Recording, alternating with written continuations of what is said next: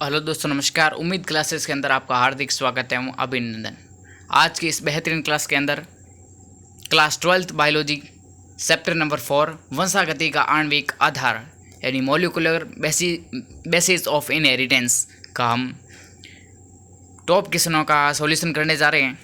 तो इस चैनल पर जो नए सदस्य हैं उनसे निवेदन रहेगा, प्लीज़ इस चैनल को सदस्यता जरूर लें।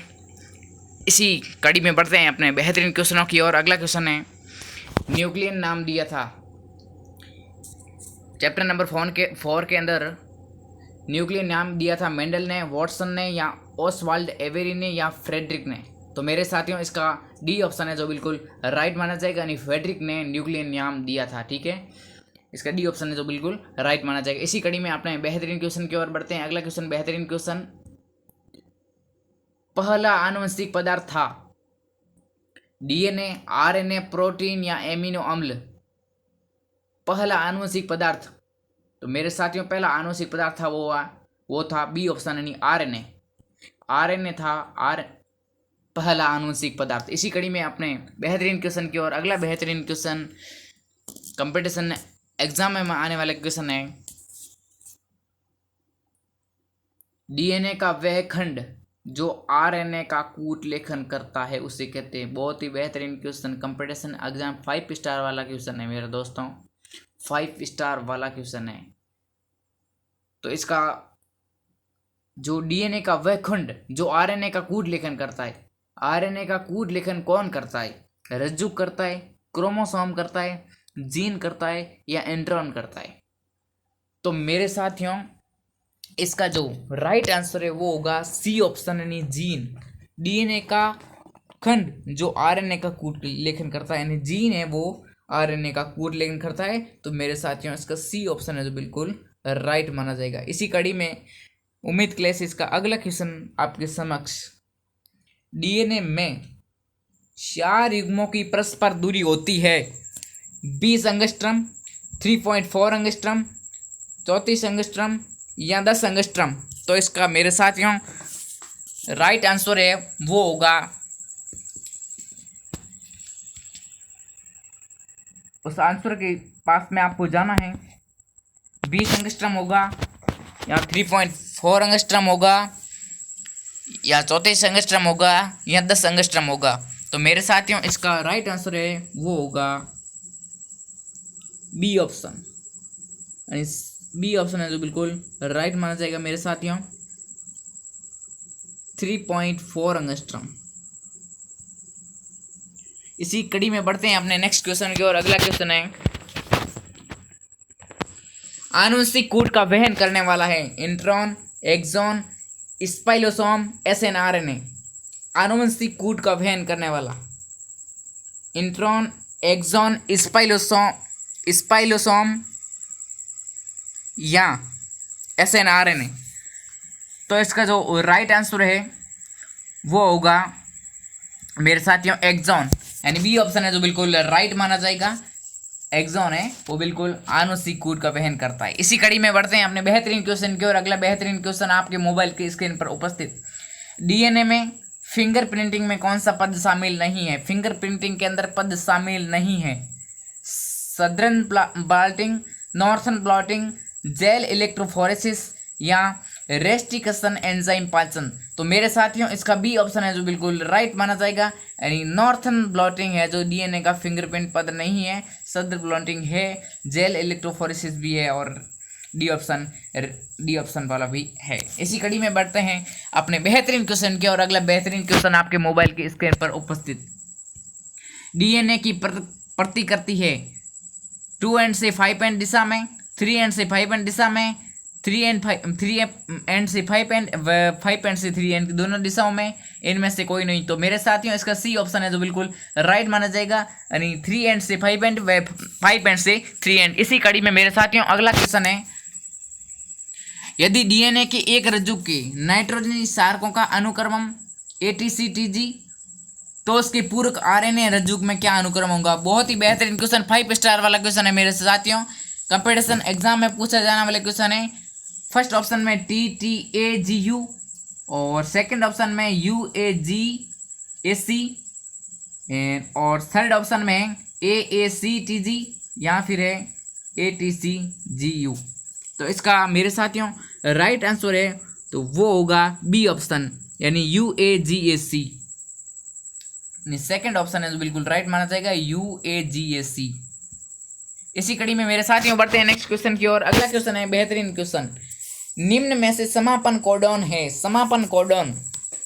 फर्स्ट ऑप्शन में दिया गया AGT, TAG, UGA, और सेकंड ऑप्शन में UAG या UGA या UA, और थर्ड ऑप्शन में TAG, TAA या TGA, और फोर्थ ऑप्शन में है GUG, GAG या GAA। तो इसका मेरे साथियों सेकंड ऑप्शन है जो बिल्कुल राइट माना जाएगा, बी ऑप्शन है जो बिल्कुल राइट माना जाएगा, यानी ये है जो समापन कोडॉन है। इसी कड़ी में बढ़ते हैं अपने बेहतरीन क्वेश्चन की ओर। अगला बेहतरीन क्वेश्चन है मेरे साथियों, अगला बेहतरीन क्वेश्चन निम्न में से नहीं है, नहीं पूछ रहा है मेरे साथियों, निम्न में से नहीं है।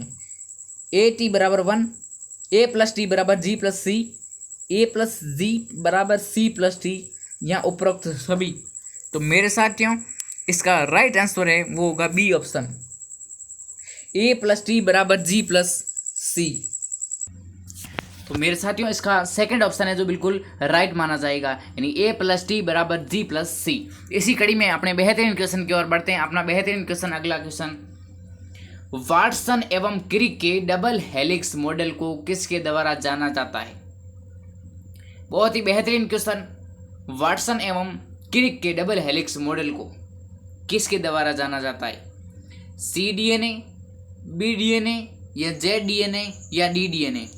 तो इसका राइट आंसर होगा वो होगा सेकंड ऑप्शन यानी BDNA। BDNA है जो वाटसन व क्रिक के डबल हेलिक्स मॉडल का सिद्धांत है, BDNA इसका राइट आंसर हो जाएगा। इसी कड़ी में मेरे दोस्तों अगला बेहतरीन क्वेश्चन आपके मोबाइल के स्क्रीन पर उपस्थित उम्मीद क्लासेस आपके समक्ष बहुत ही बेहतरीन क्वेश्चन लाने जा रहा है जो 5 स्टार माना जाएगा, यानी कंपटीशन एग्जाम में आने वाला बहुत ही बेहतरीन क्वेश्चन है।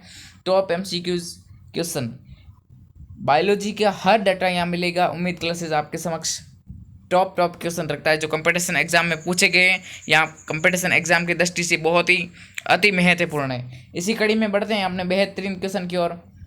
किस RNA का क्लोवर लीफ मॉडल होता है? बहुत ही बेहतरीन क्वेश्चन, 5 स्टार वाला क्वेश्चन है। rRNA, mRNA, hRNA, tRNA। तो मेरे साथियों इसका जो राइट आंसर है वो होगा tRNA, ट्रांसफर RNA। tRNA का clover leaf model tRNA, transfer RNA। तो मेरे साथियों इसका tRNA जो बिल्कुल राइट माना जाएगा, यानी डी ऑप्शन है जो बिल्कुल राइट माना जाएगा। इसी कड़ी में मेरे साथियों बढ़ते हैं नेक्स्ट क्वेश्चन की ओर। अगला बेहतरीन क्वेश्चन आपके मोबाइल की स्क्रीन पर उपस्थित। यदि एडिनिन का प्रतिशत 30 है तो ग्वानिन का प्रतिशत होगा? बहुत ही बेहतरीन क्वेश्चन। एडिनिन का 30% है तो ग्वानिन का प्रतिशत होगा 10%, 20% या 30% या 40%। तो मेरे साथियों इसका जो राइट आंसर है वो होने वाला है, बहुत ही महत्वपूर्ण क्वेश्चन है ये। इसका जो राइट आंसर है होगा वो होगा 20%, यानी बी ऑप्शन है जो बिल्कुल राइट माना जाएगा, 20% होगा। यदि एडिनिन का प्रतिशत 30 है तो ग्वानिन का 20% होगा।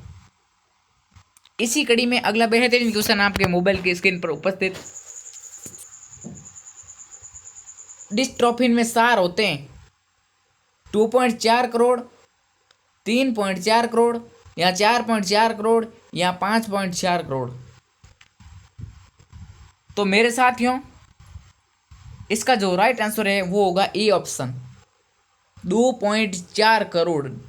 डिस्ट्रोफिन में 4 सार होते हैं वो 2.4 करोड़ होंगे, 2.4 करोड़, यानी इसका ए ऑप्शन है जो मेरे साथियों बिल्कुल ही राइट माना जाएगा।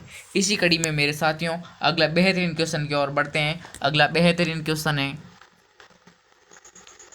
डीएनए आनुवंशिक पदार्थ है, इसका अंतिम प्रमाण दिया। बहुत ही बेहतरीन क्वेश्चन, डीएनए आनुवंशिक पदार्थ है, इसका अंतिम प्रमाण दिया। एक कंपटीशन एग्जाम की दृष्टि से बहुत ही अति महत्वपूर्ण क्वेश्चन है। डीएनए एक आनुवंशिक पदार्थ है, इसका प्रमाण अंतिम, सबसे अंतिम किसने दिया था?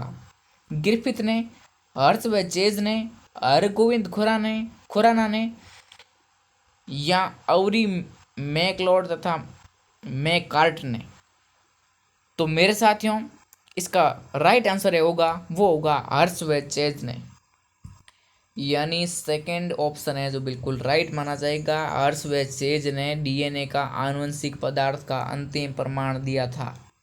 तो मेरे साथियों, बहुत ही इंपॉर्टेंट क्वेश्चन है, कंपटीशन एग्जाम की दृष्टि से बहुत ही अति महत्वपूर्ण क्वेश्चन है। तो इसका हर्षवर्धन चेज है, बिल्कुल राइट माना जाएगा। बी ऑप्शन है जो बिल्कुल राइट माना जाएगा। इसी कड़ी में मेरे साथियों बढ़ते हैं नेक्स्ट क्वेश्चन की ओर। अगला बेहतरीन क्वेश्चन, फाई यानी फाई 174 में किस प्रकार का जीनोम होता है? फाई 174 के अंदर किस प्रकार का जीनोम होता है? SSRNA, SSDNA, DSRNA या DSDNA? बहुत ही बेहतरीन क्वेश्चन। इसका जो मेरे साथियों राइट आंसर है वो होगा SHRNA। मेरे साथियों SSRNA नहीं, सॉरी SSDNA होगा, यानी सेकंड ऑप्शन है जो बिल्कुल राइट माना जाएगा, SSDNA। 174 के अंदर SSDNA है जो बिल्कुल राइट माना जाएगा। ठीक है, इसी कड़ी में मेरे साथियों बढ़ते हैं अगले बेहतरीन क्वेश्चन की ओर। अगला बेहतरीन क्वेश्चन, 5 स्टार वाला क्वेश्चन आपके मोबाइल की स्क्रीन पर उपस्थित। डीएनए से आरएनए निर्माण कहलाता है। बहुत ही अति महत्वपूर्ण क्वेश्चन बहुत ही महत्वपूर्ण, अति महत्वपूर्ण क्वेश्चन, जो competition exam and board 12th board exam के लिए बहुत ही अति महत्वपूर्ण क्वेश्चन है। ए ऑप्शन में अनुलेखन यानी डीएनए से आरएनए निर्माण, डीएनए से आरएनए निर्माण की प्रक्रिया क्या कहलाती है? मेरे साथियों, अनुलेखन कहलाती है, या अनुवादन कहलाती है, या रेप्लिकेशन कहलाती है, या रूपांतरण कहलाती है? तो मेरे साथियों, इसका राइट आंसर होगा वो होगा अनुलेखन, ट्रांसप्रेशन, यानी ये ऑप्शन है जो बिल्कुल राइट माना जाएगा। ट्रांसप्रेशन यानी अनुलेखन है जो बिल्कुल राइट माना जाएगा, ट्रांसप्रेशन। इसका ऑप्शन बी, ये ऑप्शन है जो बिल्कुल राइट माना जाएगा। इसी कड़ी में मेरे साथियों अगला बेहतरीन क्वेश्चन है आपके मोबाइल के स्क्रीन पर उपस्थित। आरआरएनए का संश्लेषण है केंद्रक द्वारा, गोल्जी इकाई द्वारा, कोशिका द्रव्य द्वारा, या तार केंद्र द्वारा? तो मेरे साथियों, इसका जो राइट आंसर होगा वो होगा स्थानांतरण द्वारा। बहुत ही बेहतरीन क्वेश्चन है इसका, सॉरी, आरआरएनए का संश्लेषण केंद्रक द्वारा, गोल्जी इकाई द्वारा, या कोशिका द्रव्य द्वारा, या तारक केंद्र द्वारा? तो मेरे साथियों, इसका जो राइट आंसर होगा वो होगा केंद्रक द्वारा। ये ऑप्शन है जो बिल्कुल मेरे साथियों राइट, बहुत ही बेहतरीन आंसर है, यानी केंद्रक द्वारा होगा। आरआरएनए का संश्लेषण केंद्रक द्वारा होता है, आरआरएनए का संश्लेषण केंद्रक द्वारा होता है। ये ऑप्शन है जो बिल्कुल राइट माना जाएगा। इसी कड़ी में बढ़ते हैं नेक्स्ट क्वेश्चन की ओर। अगला बेहतरीन क्वेश्चन है, जीन के एक से दूसरे सहलग्न समूह पर संचलन होता है। प्रतिरूपण, स्थानांतरण, जीन विनिमय, या प्रतिलोमन? तो मेरे साथियों, इसका जो राइट आंसर है वो होगा सहलग्न, जीन के एक दूसरे सहलग्न समूह पर चलन, एक दूसरे पर चलन कहलाता है स्थानांतरण। बी ऑप्शन है जो मेरे साथियों बिल्कुल ही बेहतरीन क्वेश्चन है, इसका बी ऑप्शन है जो बिल्कुल राइट माना जाएगा, यानी स्थानांतरण। जीन के एक दूसरे सहलग्न समूह पर चलन होता है वो स्थानांतरण कहलाता है। तो मेरे साथियों, इसी अंतिम क्वेश्चन के साथ आज की इस बेहतरीन क्लास का यहीं समापन करते हैं। मैं उम्मीद क्लासेस की तरफ से उम्मीद और आशा व्यक्त करता हूं कि ये वीडियो बहुत ही पसंद आया होगा। अगर ये वीडियो आपको बहुत ही पसंद आया है तो इस चैनल की सदस्यता ज़रूर लें। प्लीज़ इस चैनल को सब्सक्राइब ज़रूर करें एंड इस वीडियो को लाइक ज़रूर करें। Thank you all the watch the videos.